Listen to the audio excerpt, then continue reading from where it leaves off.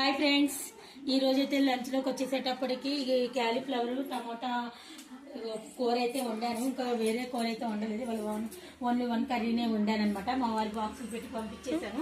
పంపించేసిన తర్వాత నేను కూడా ఇల్లంతా శుభ్రం చేసుకుని స్నానం చేసి, మీకు ఆల్రెడీ తెలుసు మాకు షాప్ ఉందని, ఇక నేనైతే షాప్ కాడికి వెళ్ళిపోయా.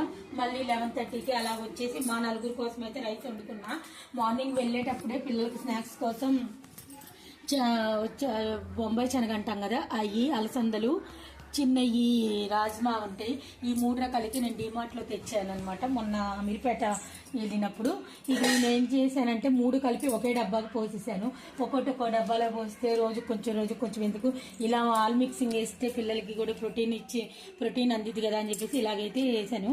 ఎప్పుడు మామూలుగా అయితే విజిల్ వచ్చి ఉడకబెట్టుకున్న తర్వాత మసాలా అలా చేసుకొని తినేవాళ్ళు. ఉల్లిపాయ అన్నీ కోసుకొని నిమ్మకాయ రసం పెట్టుకొని ఎప్పుడు అలా తినటం ఎందుకు, రొటీన్గా ఉండాలి, పిల్లలకు కూడా అన్నీ అలవాటు చేయాలి కదా అని చెప్పేసి ఈ రోజైతే మాత్రం పోపు వేసాను అనమాట. దీనికి ఏం లేదు ఫ్రెండ్స్, కొద్దిగా ఆయిల్ వేసుకొని ఆయిల్లో ఉల్లిపాయ సన్నగా కట్ చేసి పెట్టుకున్న ఉల్లిపాయ, పచ్చిమిరకాయ, ఎండుమిర్చి, ఆల్రెడీ పచ్చిమిరకాయ వేసాము, ఎండుమిర్చి ఎందుకు అనుకున్నాను స్కిప్ చేసేయచ్చు.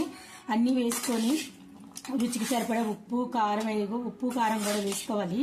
అంటే నేను ఉడకబెట్టేటప్పుడు ఆల్రెడీ ఉప్పు వేసాను, ఉప్పు అయితే సరిపోలేదు, అందుకని మళ్ళీ ఉప్పు వేసాను. ఈ పచ్చిమిరకాయలు తెల్ల పచ్చిమిరకాయలు అంత ఘాటు అయితే లేదు. ఈ ఎండుమిర్చి ఎలాగో పిల్లలు ఏరివారేస్తారు, ఇది అంతగా అనిపించదు కారము, అందుకని మళ్ళీ లైట్గా అయితే కారం కూడా వేసాను. ఇక వేసి మా పిల్లలు అయితే తింటారు. ఇక బాక్సులు పెట్టుకొని కొద్ది స్నాక్స్ లాగా పెట్టుకొని తింటారు. నేనైతే మళ్ళీ షాప్ కాడికి వెళ్ళాలి. అలాగే ఈ మామిడికాయలు అయితే కొంచెం డ్యామేజ్ వచ్చిన కాయలు అనమాట. దీంతో కొద్దిగా మామిడికాయ తోలు తీసి ఎండబెట్టి చేద్దాము, ఏదో ఒకటి పచ్చళ్ళలాగా అనుకున్నాం, కానీ మొత్తం పండిపోయి ఉన్నాయి. అందుకని దాన్ని అయితే పక్కన పెట్టేసాం. నిన్నే ఇవాళ అయితే ఫ్రెండ్స్ అంట్లు అయితే చాలా పడుతున్నాయి ఫ్రెండ్స్. అసలు ఈ అంట్లు అలా అనిపిస్తుంది. వంట గదిలో ఉండి వంట చేసేటప్పటికే ఇలా చెమటలు కట్టిపోతున్నాయి. కానీ ఇప్పుడు ఆ అంట్లు కూడా తోముకోవాలి. అలాగే ఇప్పుడు ఇల్లు కూడా చిమ్మాలన్నమాట. మీరైతే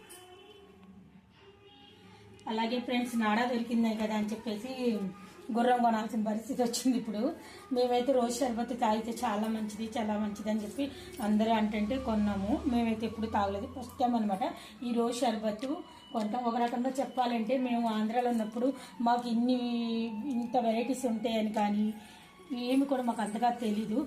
హైదరాబాద్ వచ్చిన తర్వాత ఒక్కొక్కటి తెలుస్తుంది. అలా అని చెప్పి మేము ఏది పడితే అది తెచ్చుకొని తినటం తాగటం ఉండదు అనమాట. మనకి హెల్త్కి ఏది బాగుంటుందో అనుకుంటాము, అదే తెచ్చుకుంటాము. ఇదైతే మా వారి చేత నేనైతే మెట్రో నుండి తెప్పించాను. తెప్పించాక ఇది ఎలా వాడాలి అని చెప్పి యూట్యూబ్లో సెర్చ్ చేస్తే దీనికి గోందు కటోరీ ఉండాలి అన్నారు.